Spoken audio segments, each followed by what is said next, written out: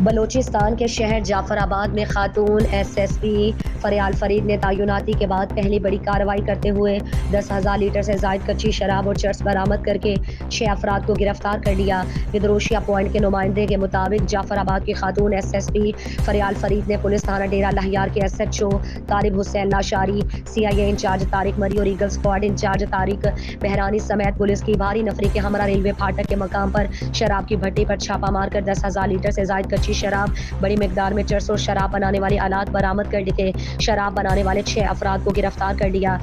خاتون S S P Faryal Farid نے ضلع بھر میں شراب سمیت دیگر منشیات جوا اور فحاشی کے اڈوں کے خلاف پولیس کو سخت ہدایات دیتے ہوئے کہا کہ جرائم پیشہ افراد سمیت سماجی برائی کے اڈوں کے خلاف بھی بلا امتیاز کارروائی عمل میں لائی جائے گی۔